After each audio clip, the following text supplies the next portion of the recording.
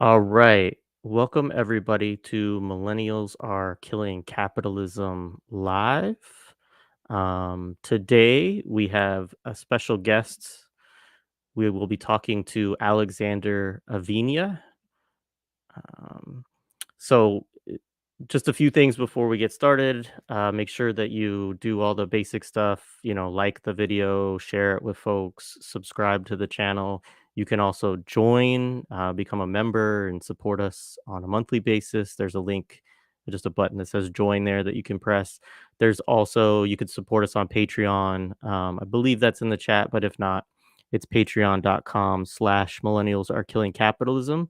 So I'm really excited about this conversation today. We're going to talk to Alexander Aviña about um, basically, it's not a direct aspect of his research, but he certainly gained some knowledge about it through the research that he does. And he's done a book review, which we're going to talk about a little bit, and some other work, where this topic kind of overlaps. And so we're going to talk about basically histories of Israeli support for fascist regimes, counter-revolutionary regimes, counterinsurgency within Central and South American contexts. And we're also going to talk about the experience of Palestinians and the sort of solidarities or resonances with Latin American peoples, including, of course, like revolutionary and progressive movements within Central and South America. So that's kind of a general overview. I'll do a quick introduction. Alexander Aviña is a historian and professor and the son of undocumented migrants from Michoacán. Please correct me on that, Alexander, when you get on the stage. Mexico, whose sacrifices and love made these educational achievements possible. He is currently an associate professor of history at the School of Historical, Philosophical, and Religious Studies at Arizona State University. He has taught previously at Florida State University and the University of Southern California. He holds a BA in history from St. Mary's College of California and a PhD in history from the University of Southern California. His research focuses on 20th century Mexico with an emphasis on revolutionary movements, the Mexican left, state violence and terrorism, immigration, and the history of narcotics production and trafficking. Alex, I hope I didn't butcher that too badly. Welcome to the show. No, that was great. Thanks so much, Jared. Thank you for having me Right today. on. Yeah, thanks for being here. I'm really excited for this conversation. Obviously, we've been having, excited is sort of the wrong word because the obviously the context in which we're having it is, pretty terrible. But interested, and I'm a fan of your work. I know that you've done a lot of, obviously you've written book, you've done a lot of other scholarship, but also, folks, if you enjoy this conversation and don't know a lot of Alex's work, make sure to check out interviews that you've done with like Guerrilla History, Revolutionary Left Radio, our friend Sina Rahmani, the East of the as a podcast. I know there's a Patreon exclusive that will kind of cover some of the same stuff that we'll cover today, that Sina has as well over on East as a podcast Patreon. So there's a lot of places where folks can engage with your work in this kind of setting, and always appreciate those contributions. Um, so I think let's just jump into it. So, um, you know, say a little bit, give folks some grounding in your work as a historian, just to give some folks a little context in how you come to this discussion. I should say, obviously, I'm aware that you are a historian specifically, and that you haven't done a lot of work necessarily directly. You're not an Israel historian or a Palestine historian, No. um, but I know that in the topics that we're going to cover today, that these connections do come up, and that you've kind of looked into that some in some of the work that you've done, specifically the book review that we'll talk about, from Liberated Texts, and we'll make sure to show folks that at some point. But yeah, just say a little bit about your own research and maybe some of the connections that have come up in that work. Yeah, for sure. So, I think if there's one book that inspired me to become a historian. It was a book by Peter Wynne called Weavers of Revolution. And it's about these factory workers in Chile over the course of the 20th century, culminating in the presidency of Salvador Allende, who managed to take over their factory and run it for the 3 years that Allende. Yeah, that's an awesome book. I love that book. And so the factory that these workers expropriated was owned by a Palestinian immigrant, right? So I remember, studying Latin American history as an undergraduate and a graduate, being surprised, right, that there was these waves of Palestinian and just Middle Eastern migration to Latin America, particularly during the late Ottoman period. After 1900, hundreds of thousands of Palestinian Christians, mostly from now occupied West Bank, migrated to places like Chile, Argentina, especially Chile. Chile has I think they have like 500,000 Palestinian descendants now. So as an undergraduate and in graduate school, that always caught my attention, especially after reading Wynn's book. And then I'm also a soccer fanatic, right? And I remember reading about in Chile, there's a soccer club, a professional soccer club called Club Deportivo Palestino. And I remember reading about them when they got in trouble because on their jerseys, they had the original map of Palestine, and they generate all sorts of controversy, right? So, but in terms of my own research as an academic, my first book was on these peasant guerrilla movements in the southern Mexican state of Guerrero. Guerrero is made famous. You may have read about it recently in the news because they had a horrific Category 5 hurricane that demolished the port city of Acapulco, a place where I spent some time way back in the day doing my research for my dissertation. A beautiful, beautiful place. So I wrote about these peasant guerrilla movements that originated during the 60s and 70s. And, having to do that research, I had to also delve into how the Mexican government dealt with them and the way they dealt with them was to implement this broad-based counterinsurgency that was a form of state terrorism. And one of the things that they did was that the military and local police and even death squads would capture people that they identified as potential quote unquote subversives or guerrillas or even guerrilla supporters. They took them to an Air Force base on the outskirts of Acapulco, and they would load them up on helicopters and sometimes planes that would then fly over the Pacific Ocean and dump these people into the ocean. These are called death flights. Well, one of the planes that they used is an Arava plane or Arava plane. The Mexican pilots used to refer to it as like a flying avocado or an avocado. And it turns, so doing research into the history of Mexican government state terror during the 1970s against not just the guerrilla left, but pretty much any sort of dissident movement in the state of Guerrero and throughout the country. I learned, I started tracking or tracing some of the technology. And this plane, the Arava plane, was one of the first, if not the first, airplane developed by the Israeli arms industry in the aftermath of the 1967 Six-Day War. And that really, that was kind of like my entry point into thinking about the connections between, my own political commitments and interests, since I was in college particularly during the Second Intifada and following that and doing my own reading so I could be, politically aware and know what's going on in the situation in Palestine. It dovetailed with my own research and the book project that I'm working on now is really diving into the history of the state terroristic campaign that the Mexican government practiced in the 1970s and how that develops into this drug war that in Mexico since 2006 has, killed, I don't know, at this point, we're probably over 400,000 people, 100,000 people disappeared, right? So that's how I started to get into this. You're right. I'm not a historian of Israel. I'm not a historian of Palestine, although I think all of us should have become this in the last month or so, especially.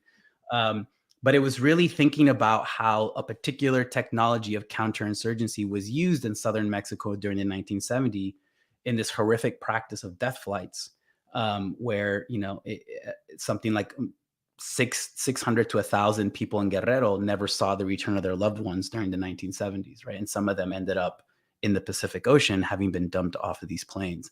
And that then led me to all sorts of different directions, right? Because then, and my first job was at Florida State University. I had a great Guatemalan colleague there, a great homie that we're still, in contact and close. But he started talking to me about growing up in Guatemala or going to visit Guatemala in the 70s and talking about how the weapons and the rifles that he saw were always Israeli, right? And he would tell me about these Israeli rifle factory that was set up in Guatemala in the 70s, early 80s. And I was like, why don't I know any of this, right? So eventually this led to me finding this book by Bishara Baba published in 1986 called Israel and Latin America, the Military Connection. And the great Louis Alday from Liberated Text, he had been asking me for a year or so, hey, like, I want you to write a review for my site. And I told him I will, just let me find like the book that I really want to write about. And this was Baba's book on Israel and Latin America. And it was a really interesting book that we can get into in more detail. But essentially what the book and what I learned from it was that, since the 1970s, Israel has been exporting technologies and arms and knowledge of terror, of counterinsurgency, of occupation that they developed in Gaza and the occupied territories to the most horrific pariah military dictatorship, death squad regimes of Latin America during the 70s, 80s. And they were making a huge profit off of it, to the extent that the Israeli arms industry becomes like a central component of the broader Israeli economy during the 70s and 80s, and actually to this very day. Right on. Appreciate that background. I'm gonna first of all just say hello to folks coming in the chat. Welcome everybody. I think this was to the Death Flights comment. Welcome, Eric. So I do want to just pull something up real quick here. See if I can do this. So I just want to, if folks are not familiar with Liberated Texts, it's a great website. It is, as Alex says, run by Louis Alday, who many of us know, but if you don't, you should. But the purpose of it is really to look at books that are like underread, understudied, or in many cases also suppressed, because you know they're kind of so, I mean, I think Louis would say they're so clear in their kind of analysis of imperialism that it's not really the type of literature that's comfortable for the academy to promote, to get book reviews about, things like that. And obviously Louis also goes into the history of, like, the CIA being involved in what book reviews happen and don't, and there's some really interesting history there. But we're going to talk today about, this is the review that you referenced, that you wrote of Bishara Baba's book, Israel and Latin America, the Military Connection. So folks want to check this out, liberatedtext.com is the place where you can go and read the full review. All right. Now I just got to pull my questions back up. Sorry, everybody. So especially, we want to talk about this piece.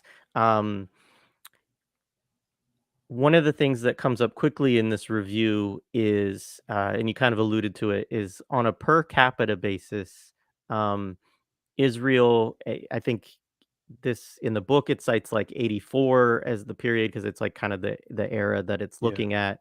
This is still the case today. I looked at a recent study from 2014.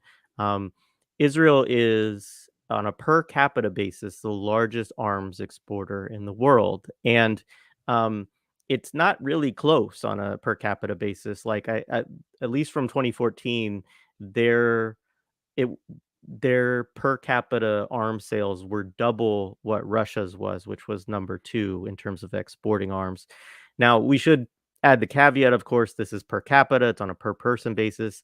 The United States is by far the largest total supplier of military equipment, and obviously we're supplying a lot, most of the bombs and the munitions that are being used in Israel right now. Yeah. So we could talk a little bit about that context too. But nonetheless, it's very interesting, that Israel developed into this really significant exporter of different kinds of arms, Uzis, other things. Yeah. And so let's start there. Say a little bit about how this came to be such a significant part of Israel's economy, and also maybe the context in which that came about. Yeah, I think going back to your comment about the US, I think the US produces like 40 to 50% of the world's weapons. So it's like in gross numbers, it's like not even, we're basically just a arms dealing narco state at this point. But we can talk about that later. So, one of the things that's really interesting to think about is the relationship between Israel and Latin America is pretty close, as it goes back to like 1947 with the partition plan. Like actually Latin America in mass supported and voted for the partition of Palestine into two states in 1947. There was one country that voted against it. And if you know something about Latin America, and we're going to talk about this more, like you're not going to be surprised to learn that the one country that voted against it was Cuba. That had a relatively progressive government in 1947. But even before that experience, there was countries in Central America like Nicaragua that had relationships with like the Haganah, right? This Israeli militia that had been terrorizing Palestinians in the 30s and 40s. The dictator of Somoza, Anastasio Somoza in Nicaragua, that takes power in the mid 1930s. They start to forge connections with like the Haganah and other groups in the mid to late 1930s, and supplying them with weapons and arms that would later prove crucial during the mid 1940s, and especially during 1947, 1948 wars. Somoza is the guy who Roosevelt famously referred to as, he may be a son of a bitch, but he's our son of a bitch, right? So this idea of how the U.S. tends to treat pariah states that don't fulfill the values and goals that the U.S. supposedly purportedly fulfills and embodies. So I think Latin America, in large part, had a pretty positive relationship with Israel following 1948 up until the 1960s. Israel provided low-level agricultural expertise and support for different Latin American countries in the 50s and 1960s. A real turning point was the 1967 war, and the acquisition, the violent colonial acquisition of occupied territories. And that marks a real turning point for a couple of reasons. One is that prior to that war, Israel obtained most of their weapons from the French, and the French boycotted them during that war. So the Israeli elite just knew that they needed to gain some sort of military self-sufficiency in the event of future wars, that they could no longer depend on outside countries like France had been for a long time. But also the violence of 67 and the aftermath of it, in terms of like the colonial acquisition of Gaza and the West Bank, started to sour popular opinion in Latin America against Israel. So those are two important things to keep in mind. By the time we get to the 1970s, this is the Cold War era. Latin America experienced the Cold War in a particularly horrific way, right? You had this going back to the CIA-sponsored overthrow of Jacobo Arbenz in Guatemala in the early 1950s. You had this cycle of revolution and counter-revolution that by the 1970s had turned the region mostly into a bunch of death squad regimes and military dictatorships. At the same time, Israel had started to develop their own domestic arms industry, and they became self-sufficient by the mid-1970s, to the point where Baba talks about how they had too much, and they needed to find external markets for their weaponry that in many cases had been developed from French or US technology. And so there's this idea that that the Israelis had become self-sufficient when it came to arms and the arms industry, but it always depended on technology from the French or from the Americans, whether it was listed or illicitly gained. The whole history of like the Israeli jet, the Kafir, and how it was basically like a French Mirage jet, I think that's the one, is a really interesting anecdote. So Israel needed to find markets for its weapons at least by the mid 1970s, early 1970s, mid 1970s. And there, if you see who they were collaborating with throughout the 1970s, they're collaborating and doing business with the worst of the worst beyond Latin America, right? They develop really close ties to apartheid South Africa. They collaborate with the Taiwan, then under a dictatorship, right? And when they get to Latin America, they start to collaborate with a bunch of military dictatorships and death squad regimes. Another key turning point was by the time we get to the Jimmy Carter presidency in the United States, and his much vaunted declaration that U.S. diplomacy or U.S. foreign policy was going to be guided by so-called human rights.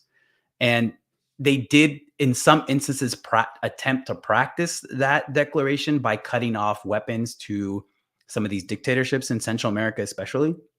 But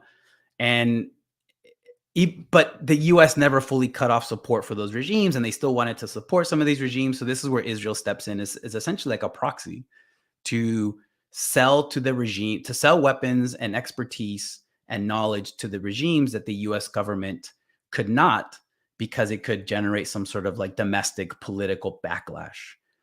So throughout the 70s, you see Israel selling a bunch of weapons to the third Somoza. By then, it was the third Somoza that had been in the dictatorship in Nicaragua. By the time that Somoza's National Guard assassinate a U.S. journalist in 1978 in the midst of the Sandinista revolution, and Carter cuts off all aid, I mean, most of their weapons were already Israeli anyway. El Salvador during the 70s had an assortment of different military or hybrid dictatorial regimes. Well over 50%, something like 70 to 80% of their weapons were coming from Israel. Chile at the same time, we know that Augusto Pinochet took power in that September 11th, 1973 dictatorship. They were collaborating and buying weaponry from the Israelis in the mid to late 1970s.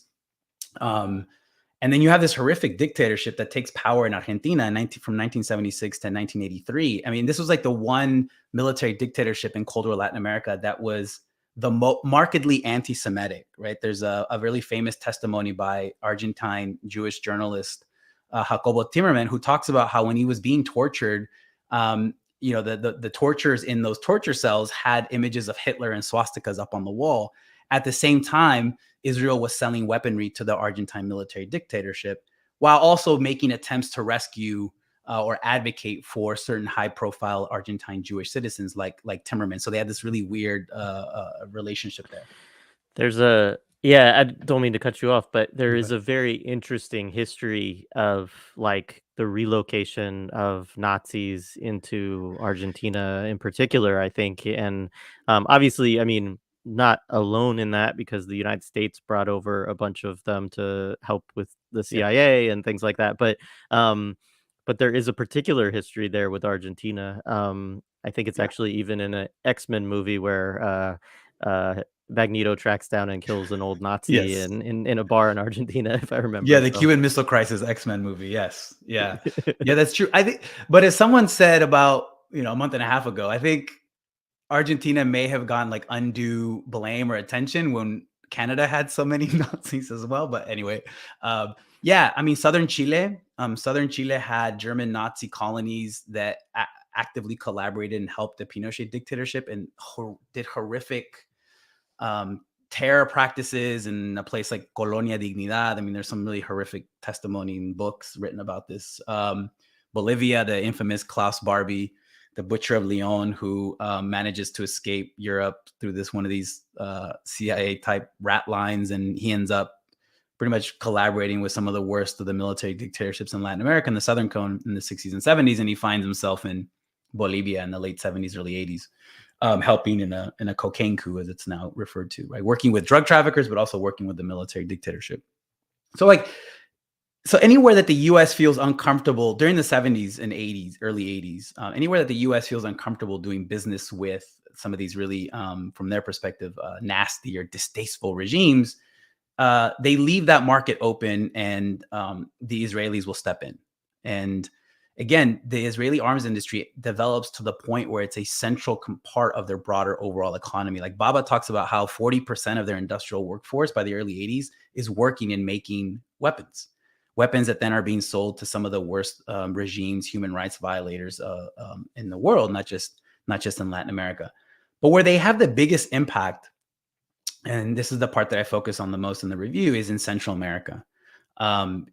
We could start. They collaborated with pretty much every single government, even little peaceful Costa Rica. They're all obtaining Israeli weaponry, and in some instances, even having Israeli "quote unquote" military advisors come in and teach them the things that they had learned in the occupied territories and in Gaza, right? And so that's another thing, right? So it's the experience of running settler colonial prisons and gaining knowledge from that, and then commodifying that knowledge and selling it to some of the worst regimes in Central America in the 70s and 80s that like always stood out to me, right? Because usually when we think about, who was behind some of these worst regimes in Cold War Latin America, we say, oh, it's the Americans. The Americans, the CIA were doing everything. But actually, it's way more complicated. The French had a really important role, at least early on in the 50s and early 60s. But then we get to Central America in the 70s and 80s, like the Israelis were one of the prime, if not the prime player in selling weapons and selling counterinsurgency and selling oppression essentially to these military dictatorships. So I already talked about Nicaragua, right? So Nicaragua has the Frente Sandinista de Liberación Nacional, this guerrilla group that starts in the early 1960s. They suffer a horrific military defeat in 1967. They have to kind of, some of their original members are killed. Others have to flee. They have to kind of regather their forces, change strategy. So throughout the 70s, they kind of adopt more like a prolonged people's war strategy. They start to make inroads with liberation theology communities, right? This very radical reinterpretation of Catholicism, Christianity from the bottom up, that it had some levels of class analysis. So the FSLN restarts their revolutionary project in the late 1970s to the point where they win. They take power in 1979. And this was the first successful revolution in Latin America since the Cuban Revolution of 1959, right? So this is a huge moment for the region, but also in terms of U.S. and Latin American relations. Nicaragua will become a revolutionary outpost in Central America in after 1979. And its neighbors are going through a similar experience where you have a broad-based popular revolutionary movement that's been radicalized by state terrorism, actively taking up arms or using a variety of nonviolent methods of protest and dissidence, having to confront really bloodthirsty militaries and national guards and police. And this is what we see happen in Guatemala, we see happen in Honduras and in El Salvador.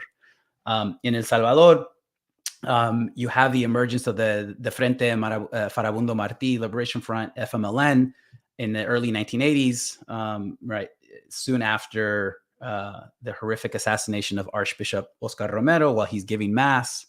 And you have these different guerrilla groups that come together to create this front and launch a guerrilla uprising in El Salvador that, had it not been for Israeli support or millions of dollars of American dollars coming in every day, probably would have replicated what Nicaragua did in 1979. And they would remain fighting up until 1992 when there was a peace treaty.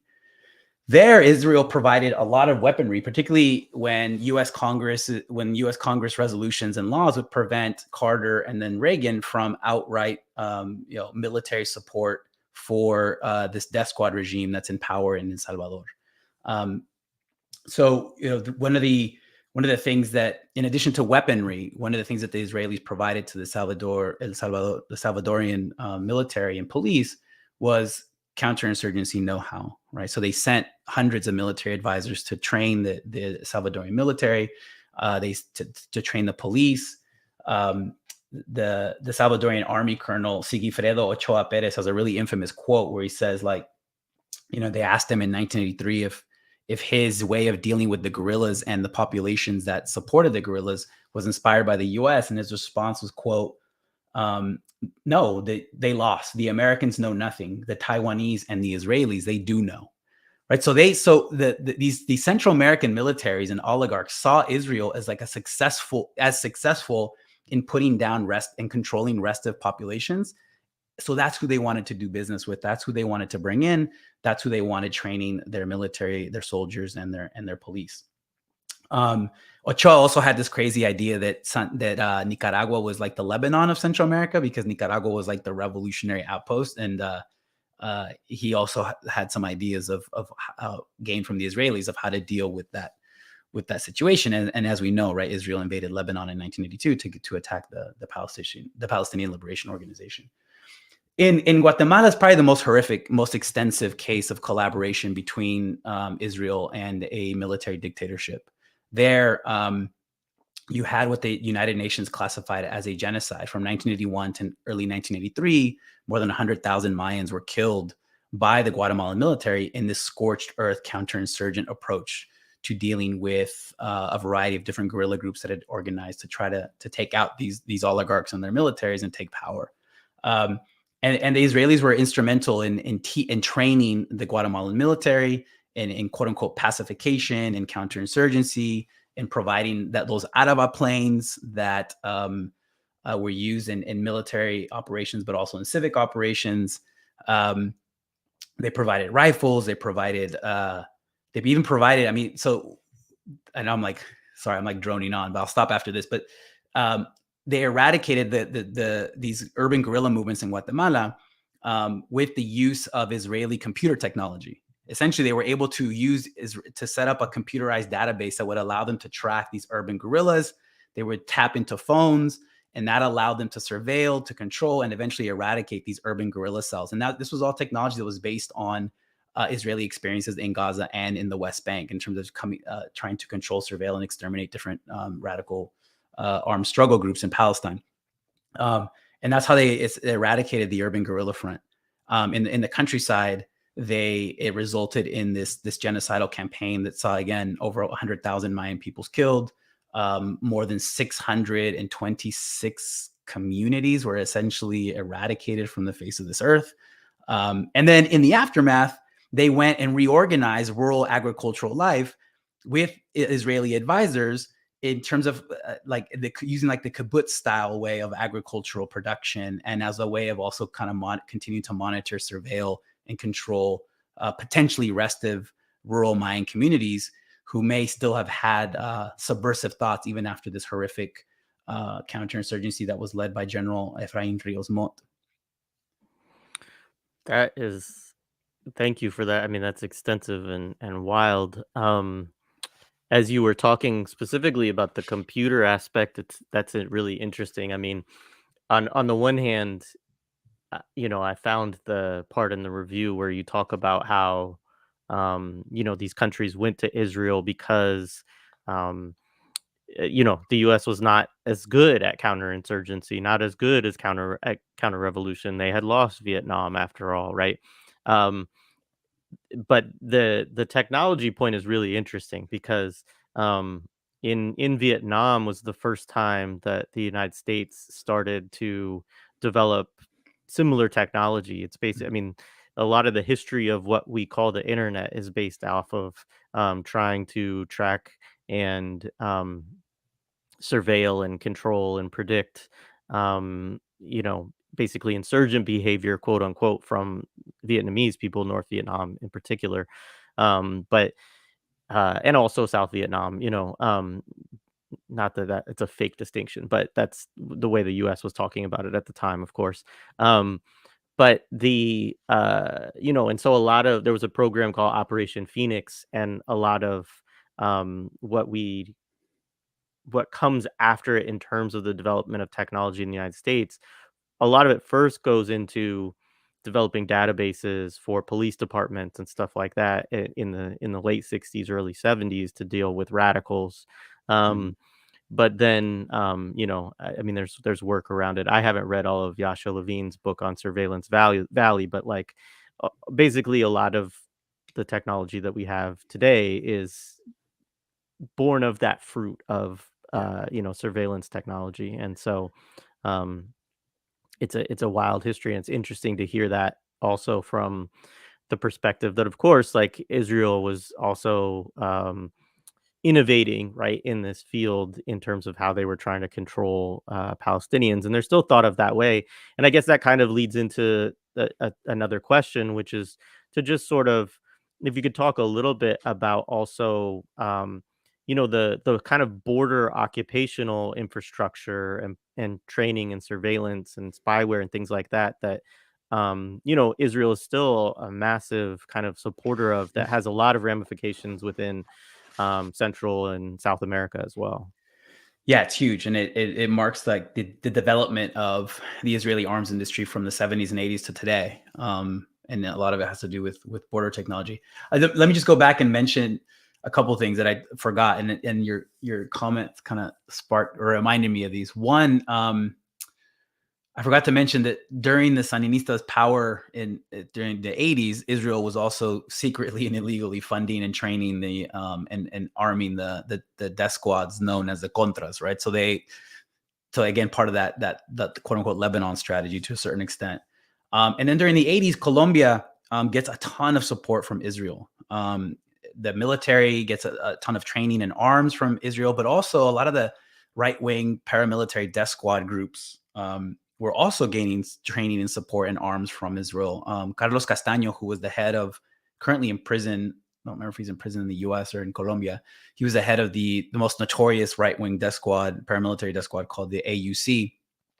He talks about in his autobiography, that he received training in Israel, and then went back and exterminated anyone, land defenders, environmental rights defenders, labor organizers, guerrilla movements in Colombia, to the point where former president of Colombia, Juan Manuel Santos, referred to Colombia as like the Israel of Latin America, right? So, and he said this in the context of the pink tide that we can talk about as well. But so seeing Colombia as being surrounded by anti-US regimes or governments, but Colombia is still there, being a stalwart ally of U.S. interests and as someone advancing U.S. interests in the region.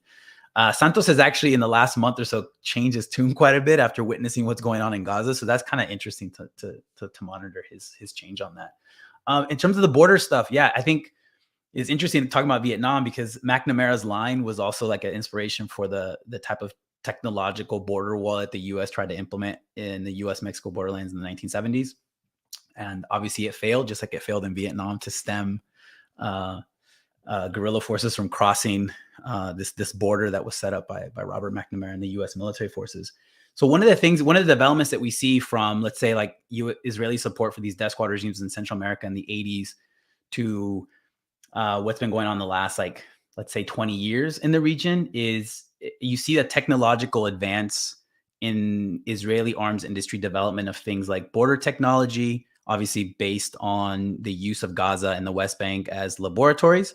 Their own people use that language. Like, I'm not making this up. In the catalogs and that Elbit Industries, which is like the largest Israeli arms industry that Palestinian Action USA has been trying to shut down recently in the last few weeks. They'll say it. It's all ex-military who are involved in this company. So there's another thing to think about is like the border, very permeable border between private Israeli arms industry companies and the Israeli military. I mean, there really is. It's a very permeable border. Let's generously leave it at that. So based on using the West Bank and Gaza as laboratories of counterinsurgency and of population control, they've developed advanced technology in the realms of borders, in the realms of surveillance, and drones. So as we speak, like I'm about 2.5 hour drive from the Arizona-Mexico border. All the fixed surveillance towers that we have on the Arizona-Mexico border are built by Elbit. There's like 50 or so towers. They got that contract in 2014, like $156 million contract. The rest of the U.S.-Mexico borderlands have been using Israeli drones, Hermes drones, at least since the early 2000s. So you see, again, it's based on Anthony Lowenstein has this great book. He's a journalist. He's a great journalist. He's an amazing book called The Palestine Laboratory. And he really puts together in a really coherent, readable, like really smart way, a lot of the stuff that I'm talking about today, of how Israeli experience in managing settler colonialism on an everyday quotidian basis, how they're able to generate an industry based off of that then they're able to export the goods of that industry to repressive regimes around the world. It happened in the 70s and 80s, but it continues to happen today, right? And it's really in the realm of border control that they're making a ton of money right now. So walls, drones, surveillance. The other thing the other way that Israeli arms industry and has developed from the 80s is in the realm of computers, of digital technology, particularly in the form of spyware. So there's an infamous case. Maybe most people have probably heard about this, right? But there's a company called NSO Group, and they're the ones who developed the spyware referred to as Pegasus. Pegasus is it's a form of spyware that militaries or intelligence agencies, whatever, can insert into a journalist or a human rights activist phone, and it gives them unfettered access to that phone. They can control that phone. They can read emails. They can read everything that's on that phone. They can control the camera, whatever. The very first military who bought this technology and sealed the deal in a shady strip joint in Mexico City was the Mexican military in the early 2010s. And like the Mexican military is addicted to the use of Pegasus spyware, whether it's a right-wing government or the so-called leftist current government of AMLO. The Mexican military for nearly 10 years now has been using this Israeli spyware to spy on human rights activists, on journalists, on rebellious students. There's evidence that perhaps some of that spyware may have been used against, well, we know now that they used that spyware to investigate the lawyers and the human rights activists who were trying to investigate and find out what happened to those 43 college students who were disappeared in September 2014 from the rural teacher training school of Ayotzinapa. So they've been, and this, not, the Pegasus was used to surveil Khashoggi, right? The Saudi journalist who was murdered by Saudi agents in Turkey. Militaries and intelligence apparatuses throughout the world have been using Pegasus to surveil subjects and organizations that they identify as potentially subversive or troublesome. And to the point where I think it was Biden who declared NSO, he put NSO Group on some sort of list that makes them bad, and the US is not supposed to be using Pegasus. But I mean, there's always loopholes, right? The border technology, they sold border technology, based on the border walls that they built in the West Bank and border walls that they built around Gaza. They've sold that technology to India. And where does India use this technology? In occupied Kashmir, right? And actually, it's really interesting to think the Israeli and Indian relationship has deepened since Modi was elected, to the point where Modi and some of his officials are looking at what Israel does in the occupied territories and say, oh, that might be a good way for us to handle our own Muslim population, right? The government of Bangladesh has used some of this spyware and some of this border wall and surveillance technology to deal with the Rohingya refugees. So it's like, so this stuff is spread everywhere. And for me, it's personal when I started to think about, reading the work of great journalists like Todd Miller, who's based in Tucson, when this stuff is actually 2.5 hours south of me. I grew up in California, so it used to be a little bit farther from me. But as you mentioned in your introduction, Jared, like my parents were undocumented migrants from Mexico. They had to travail horrific conditions in the late 70s and early 80s to be able to bring their kids to the United States for a shot at a better life. And even they look at the border infrastructure now and they're like, we never would have been able to cross that shit now. I mean, and this is as a consequence of, Bill Clinton of 1994 implementing a program called Prevention Through Deterrence, where the U.S. government heavily fortified major urban crossing points and essentially created a border infrastructure where the only places that people could cross without papers were the most dangerous, to the point where the Border Patrol would say, these places are so dangerous, no one in their right mind would cross. And I'm talking about the Sonoran Desert here in Arizona and some other parts on the Texas-Mexico border. But people cross, or they attempt to cross. And we now know that more than 10,000 people have died since 1994 trying to make this horrific cross just through the Sonoran Desert alone.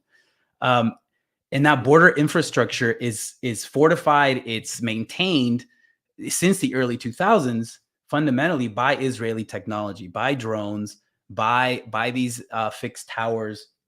And to the point where at the University of Arizona in 2014, that university signed an agreement with Israel to develop like a technology park. And part of that technology park involves continuing to develop border technologies, because both in the private sector and in the public sector in the US, there's a recognition that climate change is only going to fuel more migration. So how are we going to deal with this?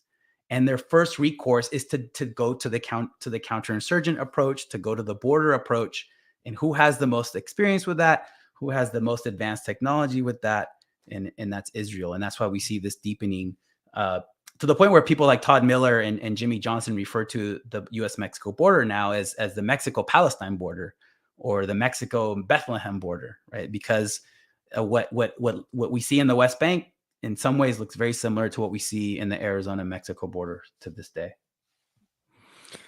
Yeah, right on. And I definitely want to uplift something that you said too. I mean, for folks who are at universities and are thinking about like, how do I organize in this time and stuff like that. I mean, especially if you're at like a big research university or a big public university or one of the major private ones, like the the connections, like what you were talking about with Arizona around like the technology and stuff like that. I mean, they're so they're so big and there's so much work you can do just kind of mapping out those questions at research universities and stuff like that, especially often in all kinds of areas, but sciences and also, technology, stuff like that. Um, Couple comments. Uh, in the late 80s, my view of Israel was a weapons manufacturer as a kid, maybe because of Uzis. I know that you talk about Uzi diplomacy a lot in that piece as well. Yeah. Um, Those the Central American regimes love the Uzis and the Galil rifles. To the, I mean, like Colombia's I think it's their military still uses exclusively Galil rifles. Can't remember which armed services branch. But sorry, go ahead. No, that's fine. So the other part of the discussion that we did want to have today was to talk about Palestinians, and obviously, we've now talked about a lot of the counterinsurgency, counter-revolutionary, fascistic kind of regimes, um, but obviously, there's also a long, wonderful tradition of liberation movements, revolutionary movements in Central and South America, and then there's also, kind of the shared experiences, I guess, of, whether you're super, whatever, whether you're a part of a party or not, like, a lot of indigenous people, right, are subjected to the similar Yeah.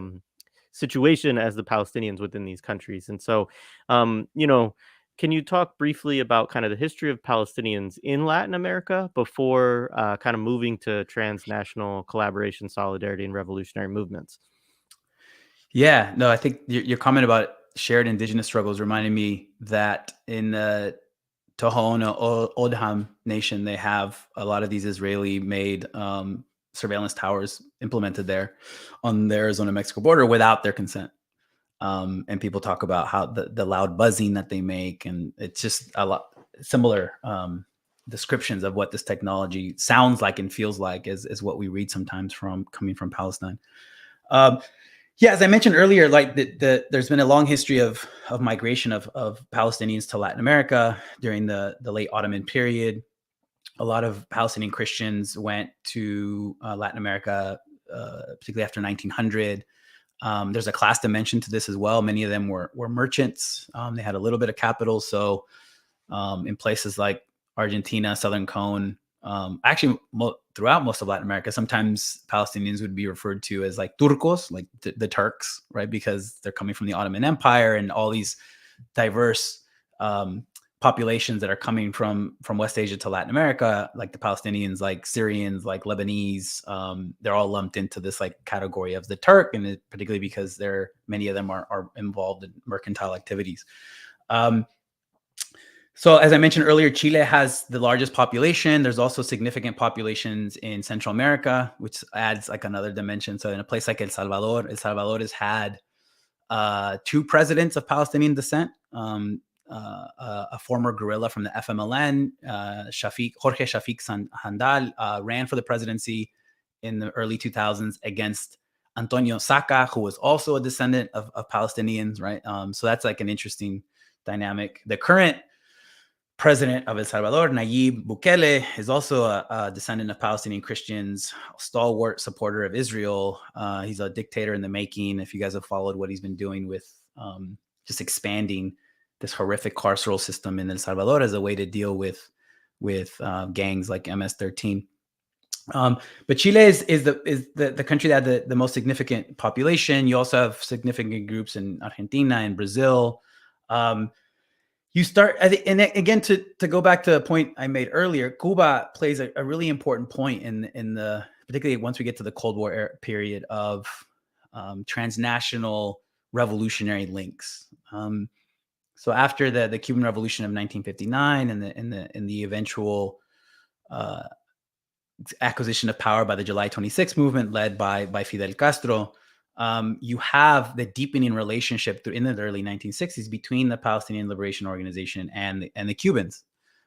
You have a really interesting, fascinating episode of Che Guevara, who visits Gaza in 1959, and talking about guerrilla warfare, talking about the need for national liberation, talking about anti-imperialism and self-determination, and trying to introduce or to discuss and learn from other communities that are dealing with the same issues, the same struggles, and may have been using the same words, but then what do these ideals or words mean in different contexts, right? So, I mean, for me, the idea of Che Guevara being in Gaza in 1959 kind of like blows my mind for a variety of Mhm. reasons. But by the 1960s, Revolutionary Cuba is the one place in Latin America that is providing material, political, and diplomatic support for the PLO, and that gives the PLO kind of like a foothold in the broader region to then try to create relationships with progressive regimes, with other revolutionary movements. So one of the more and it's not just it's different groups within the PLO that are doing this, right? I think because of leftist politics, groups like the PFLP and the DFLP are the ones that are able to create quicker political and material links to Latin American revolutionary movements. So one of the for me, one of the more interesting anecdotes or stories from this early period of the 60s involves the case of Patrick Arguello. Patrick Arguello was born into a well-off Nicaraguan family. His family gets in trouble with the Somoza dictatorship, so they relocate to the United States. At some point, the family goes back to Nicaragua. Patrick Arguello stays in California, goes to college. While he's in college, he gets a Fulbright to go to Chile, and he really lives like the political ferment of Chile in the late 60s, early 70s, especially during the lead up to the successful presidential victory of Marxist Dr. Salvador Allende. At some point, Patrick Arguello joins the FSLN, and the FSLN and the PFLP in the late 60s, early 70s come to an agreement where Sandinista FSLN militants would go to Jordan and receive military training on the condition that these then Sandinista militants would help the PFLP engage in some of their activities. And this led to this well-known incident of in 1970 of the simultaneous plane hijackings led by PFLP militants. I think they hijacked 3 planes.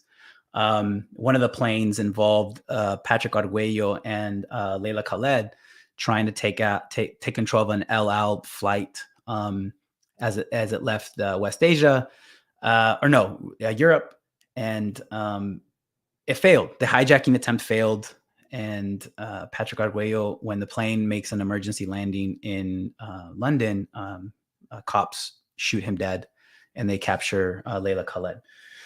So there's going to be an FSLN or Sandinista connection with different Palestinian revolutionary groups throughout the 70s and well into the 1980s, particularly when you have Israel funding the Contras and arming them with weapons that the Israelis had taken from the PLO in Lebanon after the 1982 invasion. So again, these crazy links.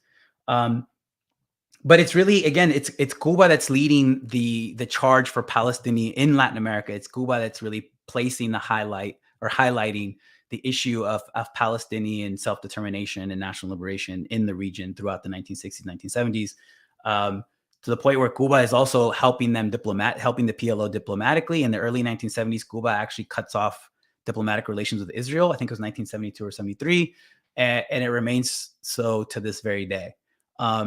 And so diplomatically, they're also helping Yasser Arafat and the PLO kind of maneuver within the confines of the United Nations. And this leads us to 1974, that famous Arafat speech where he has the olive branch and the rifle, right? And he's like, don't let me drop the olive branch and then pick up the rifle speech. The Cubans were really instrumental in helping the PLO kind of navigate the challenges of the United Nations but also the possibilities, at least in the 1970s. You also had throughout the 70s, you had PLO making direct contact, solidifying material and political relationships with guerrilla groups in Uruguay, like the Tupamaros, if you ever want to watch a great film, watch State of Siege by Costa Gravas, who kind of does a brief episode of the Tupamaros. It's probably the most successful urban guerrilla movement in Latin America, in Latin American history, at least in the 20th century. They make connections with guerrilla groups in 1970s Argentina with the Trotskyist ERP, sorry, and also with the Montoneros, which the Montoneros were a guerrilla group that came from the Peronist movement. They were more of like a broad national front. So there was obvious affinities between the PLO model of this broad umbrella group with what the Montoneros were trying to do during the military dictatorship in Argentina that was in power from 66 to 73 before they get another horrific one in 76. And there's a famous picture of Yasser Arafat in the middle of like hugging the two of the principal Montonero leaders in Argentina. And you'll have that exchange of like guerrilla militants from Latin America to Palestine going to train in Jordanian camps or Lebanese camps. There's the infamous case, which if we go into this, we're going to spend the rest of the time talking about this, Jared. So we should probably avoid it and maybe pick it up for another time. Is Carlos? Are you going to say, yeah, Carlos the Jackal? Yeah. It's funny that you said that. Yeah, no, we won't, because it's a whole. Yeah. Actually, Sina and I have been talking about doing just an episode on Carlos. So maybe the three of us could get together and do something on that. But that is, he's Venezuelan, Marxist, ends up as a part of the PFLP. But yeah, it is a very thorny history, to say the least. But but yeah, I mean, an interesting history for sure. Yeah, no, totally interesting. And there's that great movie, or it was a miniseries turned into a movie from 2010 called Carlos. And it's just an insight, regardless of the thorniness. It provides an interesting insight into kind of the transnational connections that militant revolutionary groups from throughout the world were making, right? In an era of quote unquote pre-globalization, if we want to talk about it, like the Palestinian resistance movements actually helped bring forth this globalization, at least in the terms of creating links between these different groups, whether it was the IRA, whether it was the Red Army, the Japanese Red Army, all these different constellations of Latin American revolutionary groups. Paul Thomas Chamberlain has a really interesting book called The Global Offensive about the PLO. And that's essentially one of his main arguments, right? That the PLO struggle helped create this radical or guerrilla form of globalization in the 1970s in terms of how they were able to create links with all these different revolutionary organizations. I think once we get to the 1980s, the PLO, by the late 70s, early 80s, and helped by Cuba's constant advocacy, the PLO is able to set up offices or even embassies in some Latin American countries by the late 70s and throughout the 80s. Which in the 80s leads to some of these, the US starts to freak out in the 80s, right? And you have these really funny papers written by like the Heritage Foundation talking about the Kremlin PLO Sandinista narco connection that's gonna like take down the US in the 1980s, right? So they lump all these groups together and kind of like the Injustice League, and they're bent on just seeking the destruction of the US, and good old Ronald Reagan was gonna save us. But there's this whole realm of like counterterrorism studies is just full of weird crap. But like it does, if you go back and read like early books on terrorism from like the 80s, because it's really a discipline that at least develops as a discipline, kind of in the Reagan years. And it's it's like crazy connections, because these people can't really just make any sense of, or don't want to, of just like, oh, hey, people who are oppressed want liberation, and they're willing to, work together and figure out strategies to do so. But yeah, anyway, that's another topic. Yeah, no, that's another episode we should do. But that's really interesting. Yeah, I mean, I think it's, there was a Latin American historian here before my time at Arizona State, who is credited with inventing the term narco-terrorist. And that's really like Louis Tams was his name, who was really shady. He's part of the Committee of Santa Fe. He has a really terrible neocon history, shady history, who actually was indicted as part of the Iran-Contra scandal. But he invented that term of the narco-terrorist in the early 1980s. And that one term allowed the U.S. under Reagan to bring together all the bad guys that they saw throughout the world even as they were, financing and training and supporting some of the most horrific people that I think have ever existed, and movements as well. So the PLO is able to establish offices in places like Mexico City. Mexico City is kind of like during the Cold War, even the late Cold War period into the 80s. Like Mexico City is kind of like a global crossroads where everybody has their intelligence agents, their covert people, their offices, their embassies. Whether you're a government or a revolutionary movement, like you have people in Mexico City. It's a global crossroads, and the PLO has an office there, and they're able to encourage and motivate not just political connections between the PLO and the Palestinians and revolutionary movements and governments throughout Latin America, but also like on the cultural front. So you have the establishment of cultural links with Palestinian artists, so in the early, so like this guy, I love this image.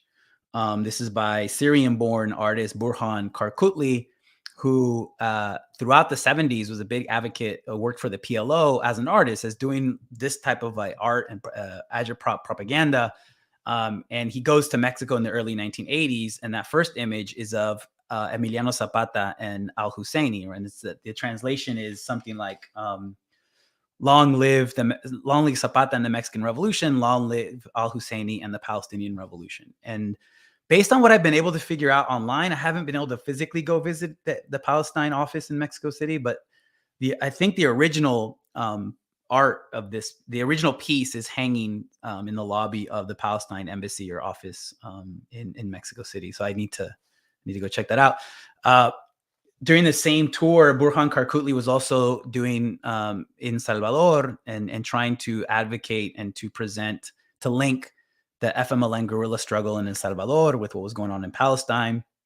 So this is a really powerful image, I think, from that tour. And I think he did one. I think we did one more, right? This one. This was the Mexican Committee for Solidarity in El Salvador, and he did the art for this in the 1980s. So one of the most interesting things for me as a historian, with a particular political angle or bent, is that in the 1980s, because of these Central American revolutionary movements and the horrific revanchist regimes that they were fighting against, this struggle prompted a global solidarity campaign, and it would bring together artists like Burhan Karkutli with the FMLN, with the Sandinistas, with solidarity committees in Mexico and the United States, to mobilize people on the street, to create grassroots mobilizations, right? And I think before the anti-war Iraq protests in the U.S. in 2003, the other great moment of like sustained grassroots mass mobilization in the U.S. was throughout the 80s, in solidarity, in particular with like the Sandinistas in Nicaragua. Something like 50 to 100,000 Americans went to Nicaragua in the 80s to help with literacy campaigns, to help in health clinics, to help on a variety of different like civic actions, including Professor Mirna Santiago, who was like my mentor as an undergraduate, who was the one who convinced me to stop dreaming about soccer and actually become a historian. Like she was as part of these literacy brigades in the mid 80s, and through her, I got to learn about this history, right? So the solidarity campaign that develops globally, but then also within the U.S., was a powerful one throughout the 1980s, and I think perhaps suggestive for us today who are thinking about what to do to protest or to challenge what the U.S. government is financing and enabling through weapons in Gaza for the last 35 days. Yeah, absolutely. I have a comrade of mine that brings up that campaign a lot because, when people just sort of say, oh, well, all we can do is protest or all we can do is march, this is an example where folks were doing a lot more. They were going directly on the ground. They were also doing, they kind of went under, I think, these religious or these sort of humanitarian purposes often, but they were often also engaged in what would be more subversive activities as well, while they were there supporting the Sandinistas and the resistance in the ways that they could, as well as doing obviously, just real humanitarian stuff that did need to happen as well. Yeah. But Yeah, it's a very interesting. I mean, that again would be a whole a good episode to kind of do in general. But it's a very, I think, important movement for people to think about and study. Yeah, I think even the US, like they did covert, quote unquote, illegal activities, right? So in Tucson, just south of me right now, it was, radical Christians, a lot of them affiliated with the Presbyterian Church, who created the Underground Railroad for Central American refugees. So Central American refugees from El Salvador and Guatemala who were fleeing the horrific civil war that in part was being financed and enabled by the US and Israel. They flee their countries to come to the US to seek asylum, but the US refuses to recognize them as refugees. So you have these radical Christian groups who then create an underground railroad to get these refugees into the United States and will host them and house them inside of churches, protect them against cops, protect them against INS and Border Patrol agents. And some of the leaders ended up faced federal trial, right? Federal charges and had to go to trial. And eventually they win. So even in the US, you have like really impactful subversive action that results in meaningful change for the lives of tens of thousands of refugees who fled Central America as a result of these death squad regimes that are being supported by the United States and also by Israel. Right on. So, you know, as we've already talked about, so you kind of have now context of some of the solidaristic connections, some of these movements, which were also the movements that Israel is also funding the repression of or the suppression of counterinsurgency against. um and it's interesting because I think when you look around globally in this moment, obviously there's a lot of pressure from the US, from NATO countries, from Israel itself, of governments to sort of hold a line of support for Israel in quote unquote, going after terrorism, or however they're trying to frame this really genocidal onslaught Yeah. on, you know, civilians in Gaza, people in Gaza. Um, and, it is interesting. There's not a lot of countries who have even, and these are fairly simple things in my mind, but even gone as far as like saying, we're going to remove our ambassadors from your country, or we're going to break some of our diplomatic ties with you as a state as a result of what you're doing. But some that have at least taken some steps in this direction are Chile, Colombia, Honduras, and Bolivia, from my understanding. Basically, from what I could read about it, it was all sort of through the lens of objecting to the human rights violations that Israel was enacting in the current moment. Yeah. Then you have others like Lula in Brazil, who I know a lot of people on the left love. I always, I'm always reminded by our Haitian listeners that there's not any real Yep. reason for us to love this guy, but Yep. he's been uh, fairly solidly pro-Israel in this whole thing so far, at least from what I've seen. I don't know. I mean, things can always change. Um, these are just tiny examples. They're, at a state level, which is obviously very different from what people feel like on the ground. I mean, we see that even in the United States, where like basically none of our representatives are even willing to call for a ceasefire, save maybe one or two. Um, and despite that, like most people in the United States at least support a ceasefire. Um, so anyways, I guess where I wanted to go with this question is just to talk maybe about some of the context of, maybe some of those states, or context within Latin American states that might lead to some of those expressions of removing their ambassadors or whatever. Or yeah, I guess, yeah. Yeah, that's a great point. Great question. I mean, I read this morning that Macron is asking for a ceasefire. Imagine being like losing the moral high ground to someone like Macron. I mean, our elected officials are just so spineless. The vast majority of them. There's a very small group that are a little different, right?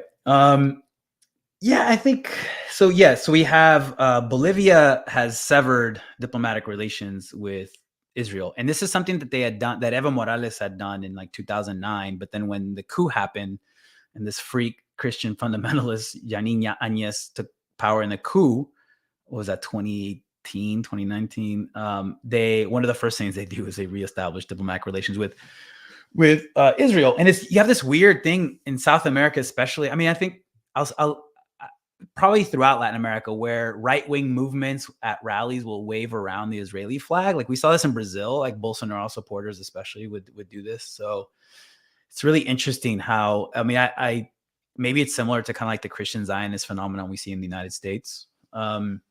So you have certain kinds. So Cuba has severed diplomatic relations with Israel in 1972, 1973. And then we get the pink tide movement in Latin America, beginning with the democratic election of Hugo Chavez in Venezuela in 1999, right? And from 99 up until, let's say, 2013, 2014, we have a series of left or left of center governments that are democratically elected to power into Latin America. Some of them are former guerrilla fighters, like in Argentina, Kirchner, Tabaré Vázquez, and Jose Pepe Mujica in Uruguay. Lula was a union organizer who's, was, I think, tortured under the Brazilian military dictatorship. And then Dilma Rousseff, who succeeded him, was a Brazilian guerrilla fighter. You had Michelle Bachelet, who gets elected in Chile. Her father had been an Air Force general under Allende, who was essentially tortured to death by Pinochet's people, right? So you have all these, at least let's say, progressive governments that come to power during the so-called pink tide from, like, let's say 99, 2000 up until 2013, 2014. And they, by then, particularly as a consequence of like the second intifada, by then, like the streets in Latin America have become super, and because of the previous history that we've talked about, Palestine becomes associated with part of being a leftist in Latin America, or part of being like someone who believes in leftist or progressive politics. So when these left of center or leftist governments come to power, like they all do like a reassessment of their relationship with Israel and with Palestine, at least diplomatically, right? Or at least discursively. When it comes to like political economy, is a bit more complicated, right? So, right now, so Bolivia has severed relationship. Cuba has severed relationship for a long time. Venezuela, I think they severed diplomatic relations with Israel in 2009 as well. Lula has made critical statements about Israel for a long time during his first presidency and during the second. But then I think Brazil is like the third largest provider of oil to Israel, after like Kazakhstan and Azerbaijan. So again, there's the gap between discursive and even the diplomatic with like the material, the political, economic. There's also like arms, they sell weapons to one another and stuff like that, right? So Lula's complicated, especially if we bring Haiti into it, it's horrific, right? And that's a horrific history of what Brazil did to and continues to talk about doing to Haiti.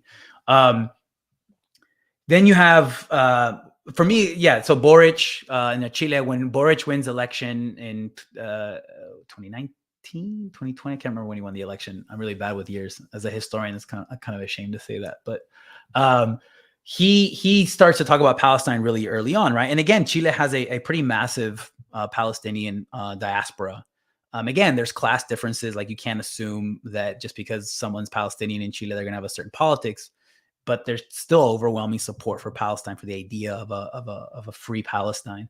And Boric has talked about it, right? So I think he's made moves. I don't know if they've removed the ambassador. They did recall the ambassador. I can't remember, but they've at least been critical. Honduras under Jimena Castro has also been very critical of this operation, and they're making moves toward doing something to their diplomatic relationship with Israel.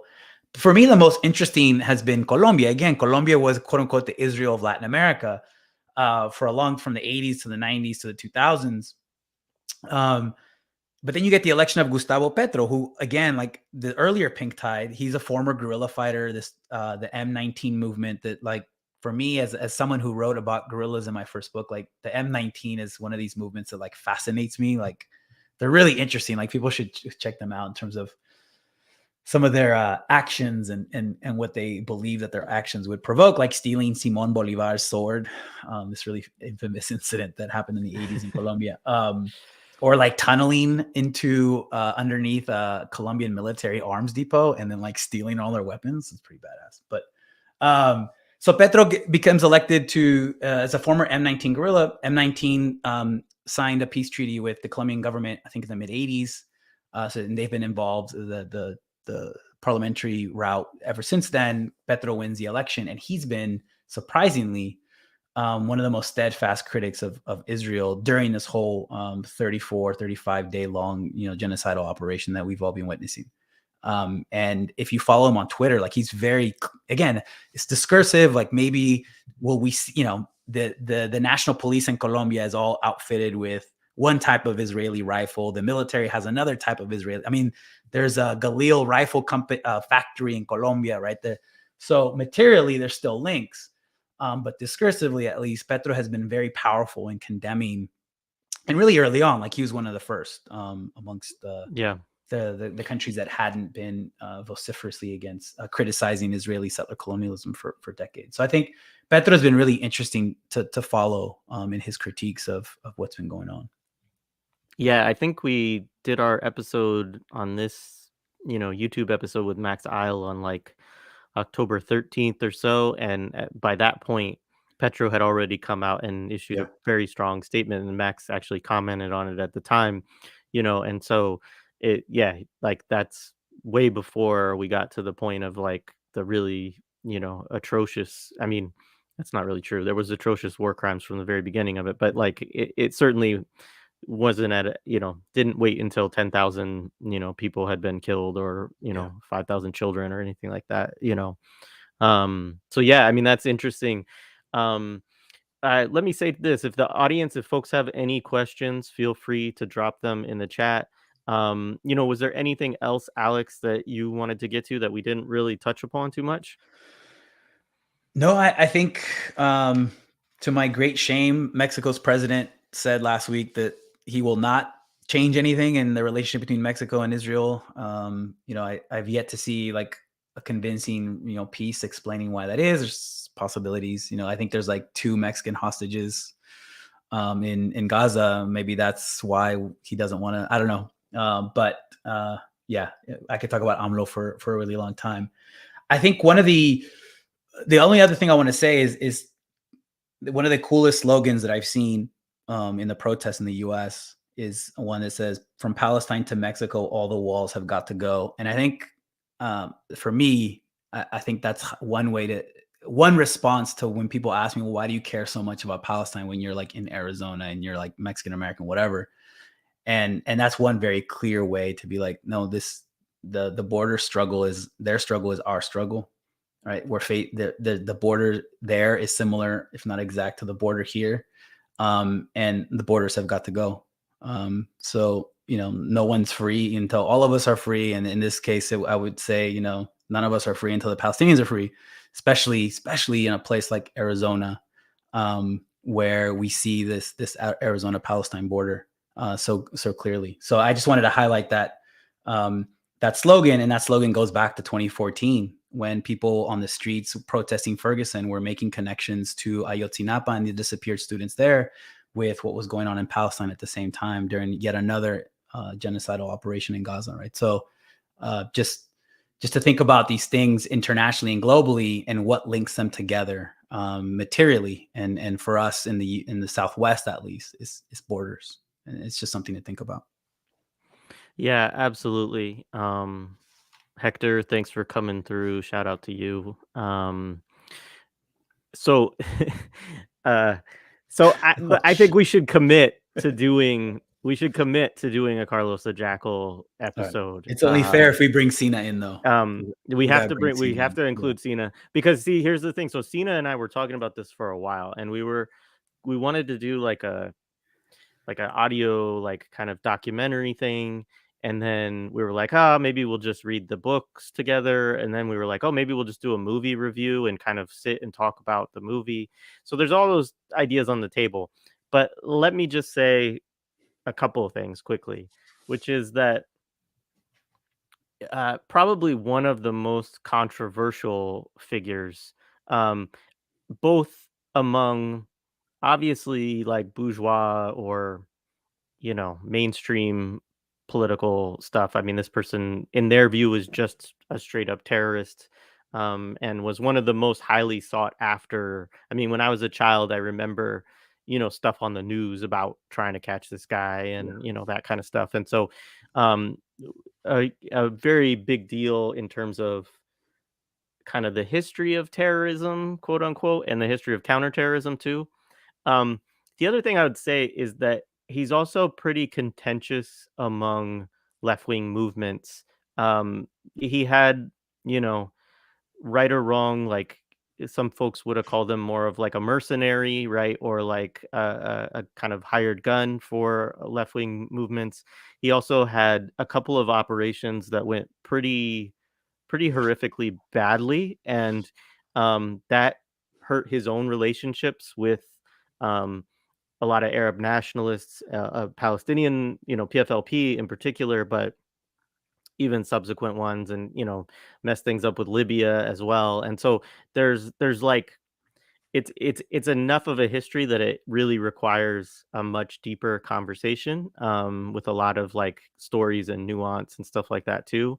Um, but also just a very interesting person because he grows up in Venezuela. He's the father of a Marxist lawyer. I mean, son of a Marxist lawyer in Venezuela. His brothers, I believe, are still in Venezuela, at least one of them. There's actually been an interesting history of Venezuela trying to uh, get him amnesty or whatever to come to Yeah. return to Hugo Chavez tried. Venezuela. Yeah, Chavez Yeah. tried. Um, and so, it's there's a lot there. I mean, and he spends time in Cuba. There's questions. He spends time in the USSR. And so there's a lot of different avenues that his story takes. Um, Other question. So yeah, we did absolutely. If you go back earlier, we did talk about this for sure. Um, and obviously, for folks who haven't checked it out, we did an episode with Palestine Action. We did one on the audio podcast last year with the UK folks. Couple weeks ago, we did one with both Huda from Palestine Action UK, and then someone from the US Palestine Action. And so, for folks who don't know, Elbit is the largest Israeli arms manufacturer, but it manufactures a lot of its weapons in the UK and in the US. And so, folks organize to disrupt it on a pretty regular basis right now. And if you check out Palestine Action, and Palestine Action US, you can connect with folks that are doing that work. Um, and yeah, that's it for that. I don't know if you had anything else you wanted to say about Carlos or that.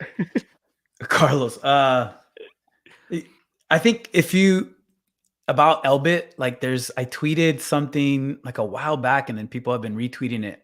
There's the work of a historian, Matthew Guariglia, who is part of a project that used pretty cool technology to actually map out Elbit towers. I mean, all the border technology on the U.S. Mexico border, but then there's a section that looks at the Elbit fixed surveillance towers, right? So if you can look him up. He's part of EFF, like Electronic Frontier Foundation or something like that. Or go to Twitter and look at my account and you'll see people retweeting it. But it's really interesting to like physically see how spatially the U.S. Mexico border looks like, and then how what role Elbit plays in serving as a counterinsurgent border technology.